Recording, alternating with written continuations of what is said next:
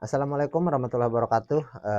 Kita lanjut ke pembahasan berikutnya dan ini ada pertanyaan daripada sahabat kita. Seperti apa pertanyaannya? Oke, kita cek dulu.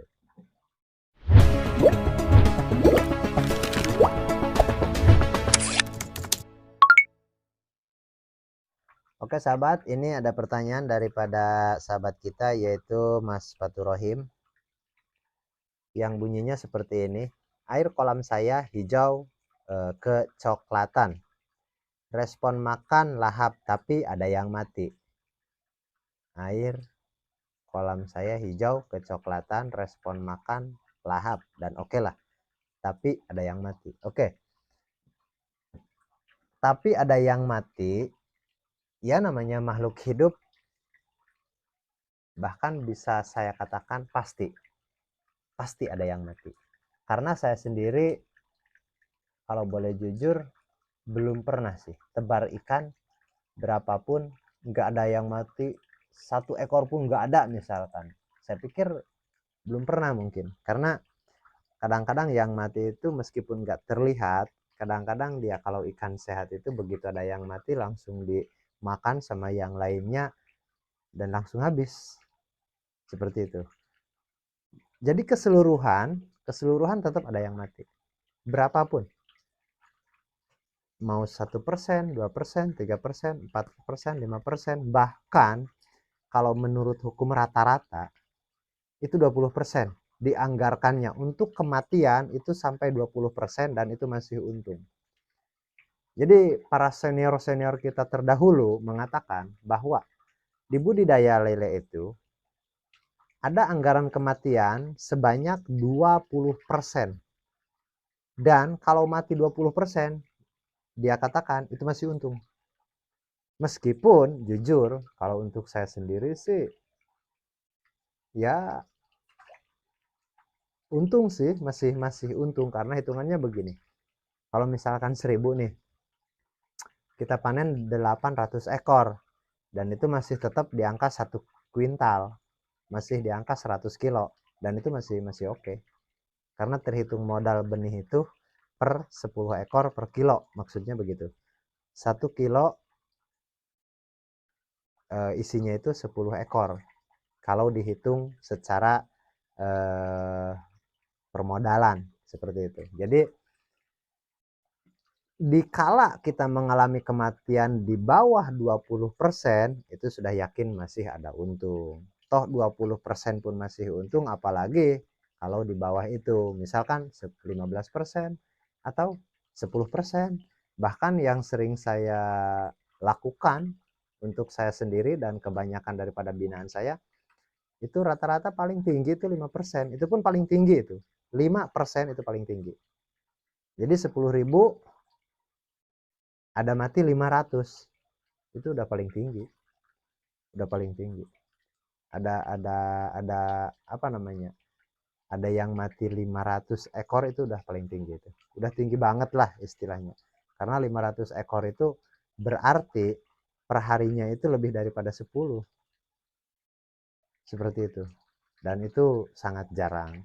Jadi untuk Mas Faturrohim, kalau misalkan ada yang mati 1, 2, 5 ekor misalkan per hari ini, tiap hari, itu sebenarnya kita nggak usah kalau bahasa saya tak kesah risau untuk itulah. Jadi biasa saja. Itu biasa saja. Karena yang namanya juga ikan banyak pastinya ada aja yang sakit, yang cacat, yang imunnya nggak apa namanya nggak kuat seperti itu. Itu ada aja. Itu ada aja. Nggak mungkin ikan 10.000 ekor itu fit semua, selamat semua sampai panen, itu nggak mungkin. Saya rasa nggak mungkin. Nggak tahu, mungkin ada yang senior-senior yang di atasnya senior lagi, nggak tahu. Tapi kalau pengalaman saya, bahkan senior-senior saya pun itu tetap ada aja yang mati. Jadi nggak bisa memutuskan bahwa oh kalau udah senior nggak mungkin ada yang mati dong, nggak bisa. Bahkan semakin senior biasanya nih, kita bahkan semakin lalai untuk perawatan, penjagaan. Makanya nggak bisa terhindar daripada itu. Kayak contoh nih saya waktu belajar, mula-mula belajar, belum tahu caranya, itu kematian luar biasa banyak. Bahkan sampai 4-50% kematian. Karena masih belajar. Tapi setelah paham dan awal-awal memahami semuanya, itu kematian itu 0, sekian persen lah. Contoh 12.000 ekor, paling saya ada kematian 5-10 ekor. Paling banyak 30 ekor. Itu per 12.000. Paling banyak 30 ekor. Seperti itu. Jadi nggak sampai 1% kematian itu. Bisa dikatakan nggak ada kematian lah. Itu masa awal-awal tahu. Tapi setelah tahu semuanya, setelah merasa, saya udah pandai, saya udah bisa, saya udah paham semua, itu malah makin lalai. Bahkan itu malah kematian makin bertambah. Kalau semasa saya mulai paham-pahamnya, nggak sampai 1%, kadang 0,5%, nggak sampai 1%. Setelah saya paham semuanya, itu tetap di atas 1%, bahkan sampai 2% kematiannya itu. Karena merasa kita udah paham, jadi agak lalai lah.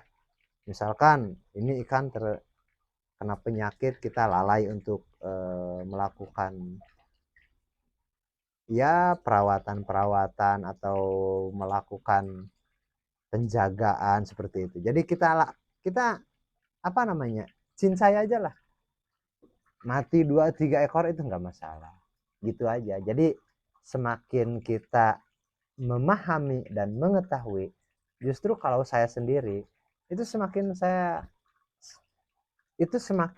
ya matilah seperti itu.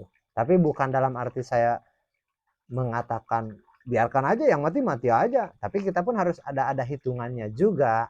Kita tebar berapa, kematian itu perharinya berapa, itu harus ada hitungannya juga, seperti itu. Jadi kalau istilah kitanya, jangan berani babi juga gitu, berani tanpa ada perhitungan, seperti itu harus ada perhitungannya juga. Jadi oke, untuk Mas Fatur Rahim, baru ada mati di bawah 10% ataupun di atas 10%, yang penting di bawah 20%, itu masih oke. Itu enggak masalah, itu masih untung.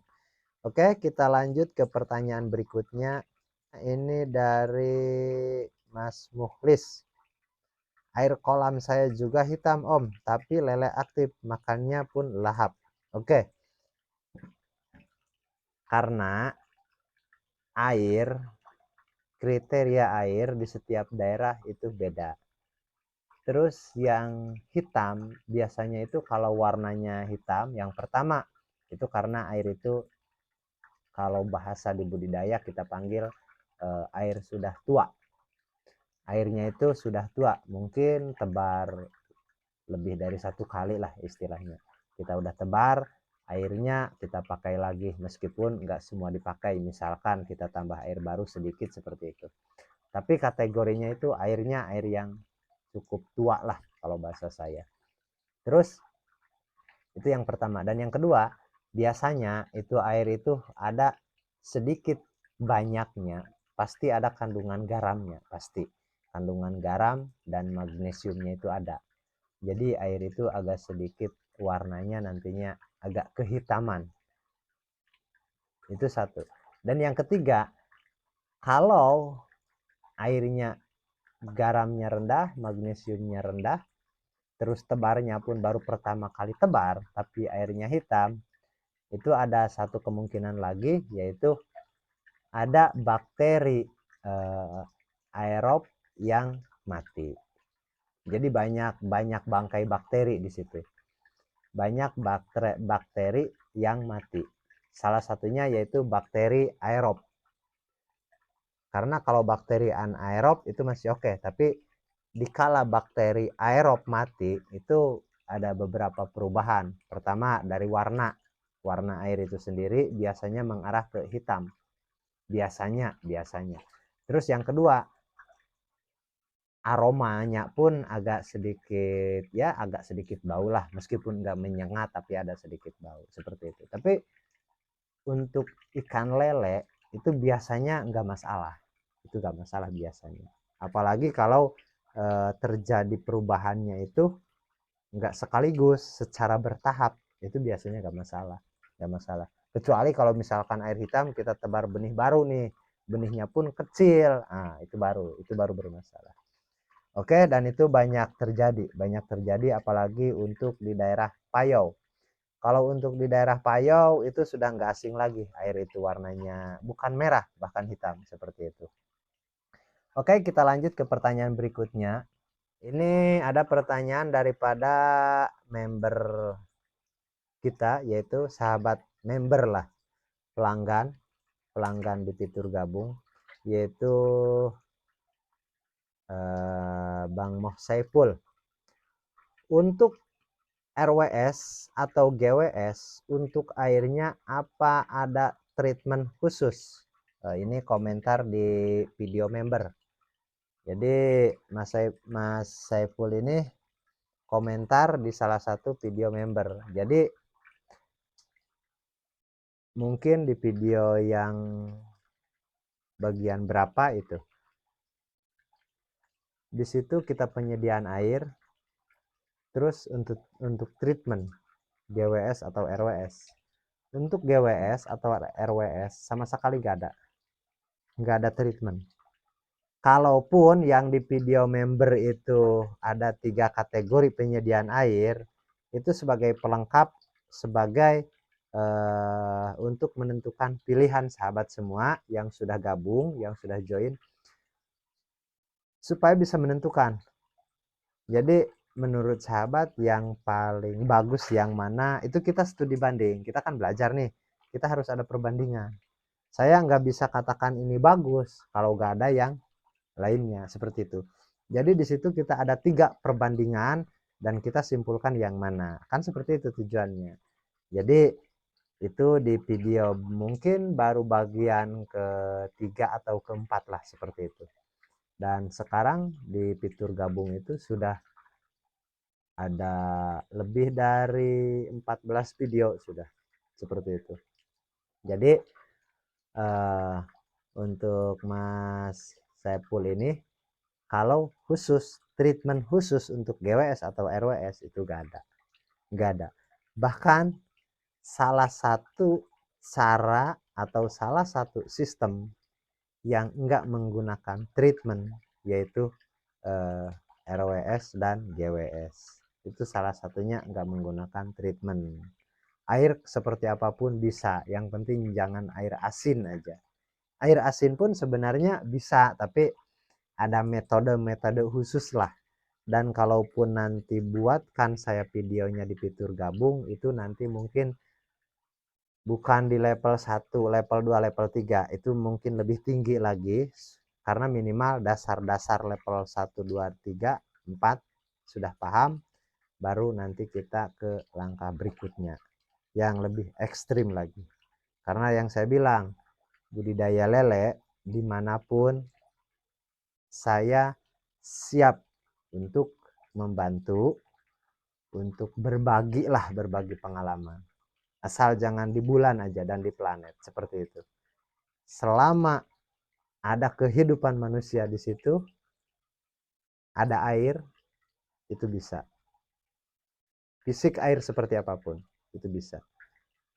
Berarti ada treatment. Ya, di daerah-daerah tertentu itu ada treatment. Tapi kita harus pahami dulu. Kalau baru cuma, oh ini zat besi, warna airnya kuning, hitam, merah, coklat, itu enggak masalah. Saya bilang nggak masalah, itu masih mudah lah, masih mudah. Jadi kalau biayanya ya masih dibilang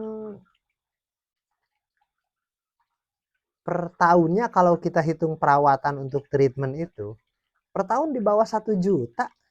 Misalkan sahabat punya kolam 60 kolam, kapasitas per bulan panen 3 ton, tapi airnya seperti itu, air zat besi tinggi, per tahun nggak sampai 1 juta untuk biaya perawatan air, untuk treatment air itu. Seperti itu. Jadi itu nggak masalah, itu nggak masalah, itu masih mudah.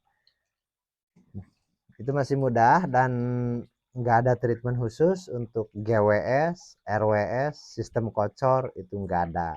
Kecuali untuk sistem bioblok, sistem RAS, nah itu baru. Karena yang namanya sistem aquaculture pasti itu ada treatmentnya, ada perawatan khusus air itu. Karena kita menggunakan bakteri-bakteri tertentu seperti itu. Oke, mudah-mudahan bisa dipahami untuk Mas Saiful, dan kita lanjut ke pembahasan berikutnya tapi di video terpisah. Saya pikir untuk yang ini cukup sampai di sini dulu. Assalamualaikum warahmatullahi wabarakatuh.